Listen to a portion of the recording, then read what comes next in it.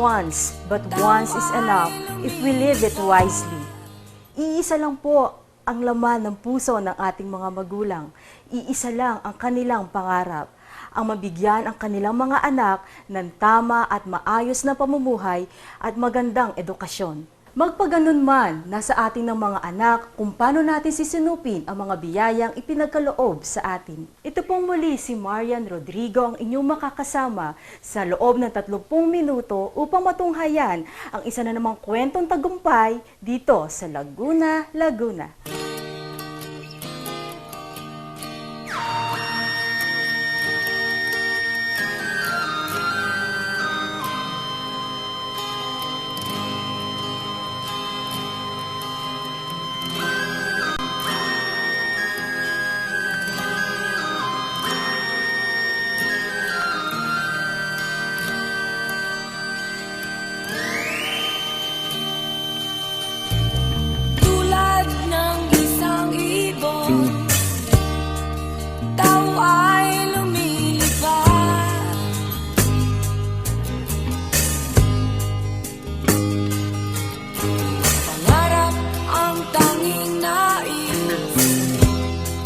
Marating at matupad.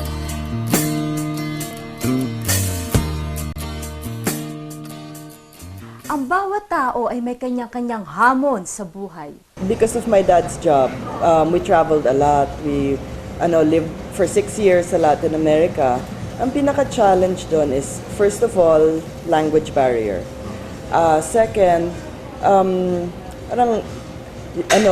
bata ka, pupunta ka, new school, you make friends, tapos after 1 year, lipat ka na naman, different country, bagong school na naman, bagong friends, magiging close ka na naman, tapos lipat na naman, different country na naman. Tapos even in Puerto Rico, na 4 years kami nandun, yung school ko naman is parang IS, so kung hindi ako yung aalis, iba naman ang aalis. Si Marisal Rodriguez ay galing sa isang may kayang pamilya. Nabiyaya ang mag-aral sa ibang bansa at nagtamo ng mga parangal. Yung interest ko in the arts, I channeled into cooking na lang. Paano ginamit ni Marisa ng tama ang kanyang potensyal? Yan ang ating aalamin sa pagbabalik ng Laguna, Laguna. Tulad ng isang ibon. Nagbabalik po tayo ngayon dito sa Laguna, Laguna. Mahirap pagsabayin ang dalawang ito, math and arts. Subalit, ito ang interes ni Marisa nung siya'y nag-aaral pa. Actually, yun yung 2 strongest subjects ko before in school, math and arts. I guess more on the math kaysa sa arts kasi hindi ako masyado magaling mag-drawing. Pag school, pag arts, usually drawing yon. But yung interest ko in the arts, I channeled into cooking na lang. At dito niya nga isinulong ang kanyang karunungan sa pag-unlad. Her passion in arts was channeled into cooking, and her skills in math was effectively practiced in business. Kasi math is kailangan matyaga ka. So it was applied most lalo na beginning, nag-catering muna kami bago kami nag-restaurant. So it was applied most there sa inventory, ako yung purchaser, so accounting, So that's mostly sa accounting talaga. Culinary art, it's it's very creative. You can be as creative as you want. Parang sa art, sa painter, ang masterpiece niya is yung painting. Mga pintura, ganon. Sa cooking naman, your masterpiece is yung food na linuluto mo. And even better when people appreciate it and like it. Sa family ko maraming magaling magluto. Sa dad's side, sa mom's side, may mga chef, ganon. And it was part of tuwing may family gathering kami, that was part of it na kainan talaga. Kasi we go there for lunch, lalo na sa house ng lola ko, we go there for lunch. Tapos doon na tuloy-tuloy na ang labas ng food hanggang dinner. Dahil ganun nila kamahal magluto. And I saw that and parang, enjoy yon, ganon. And then later on, when I learned how to cook, that's when I knew how they felt na ito, gawa ko yan, tikman nyo, ganon. I started siguro mga high school. Mga 14 years old, ganon. Baking muna. And then later on, I took mga short course, 1-day course, half-day course on cooking. Pero medyo nahirapan ako at first because ibang-iba ang cooking from baking eh. Mga unang critic ko, mga unang pinaglulutuan ko dati, barkada ko. Because nahiya ako magpakain sa family ko ng mga eksperimento ko dahil ang galing nila magluto eh. So it was my barkada na ako ang pinakamarunong magluto among the group na at that time wala naman din akong alam. So experiment lang talaga. Nagustuhan naman nila. Lalo na pag may outing, beach trip, ganon. Ang pinaka-embarrassing sa akin was the first time na nagluto ako ng kanin. As in rice lang, steamed rice. Hindi ko alam na dapat hinaan yung apoy. So naka-high heat siya the whole time. So luto yung kanin pero kalahati matigas pa to yung ilalim. So that's about the most embarrassing thing I did in the kitchen. First nag-culinary school ako, nag-professional course ako in culinary school.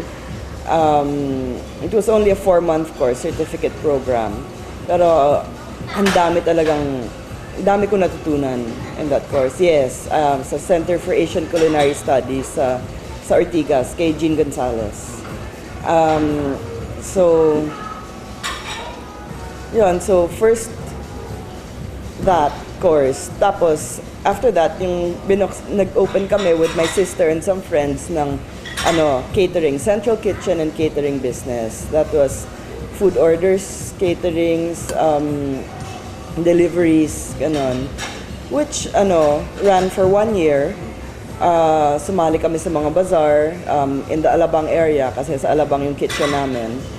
And we did well. Pero, first of all, since wala naman kaming restaurant, maraming hesitant na sino ba yan? Hindi naman natin kilala yan. Hindi natin alam kung magaling yan. Second was pag lean months, January or summer months na wala namang big occasions, patay yung catering business. After 1 year, we decided, it's time to move on. So, we decided, sige, magbukas tayo ng restaurant. But, since kami na lang ng sister ko, family corporation na, instead of, the other corporation with friends,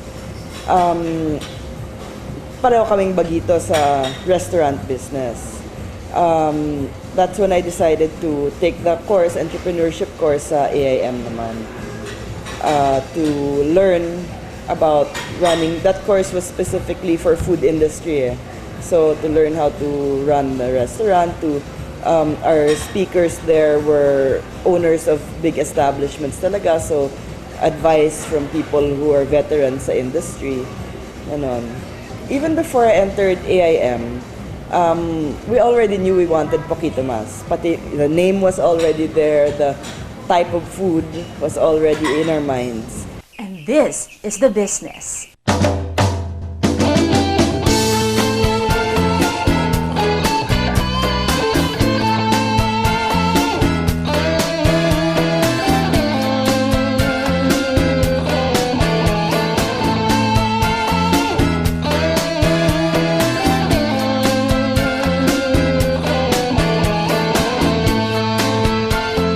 Poquito Mas Latino Cuisine. For your catering needs, please call 049-541-1155. Kamakailan ay nagkaroon ng blessing ang naturang restaurant sa isang malaking pagtitipon sa Paseo de Santa Rosa.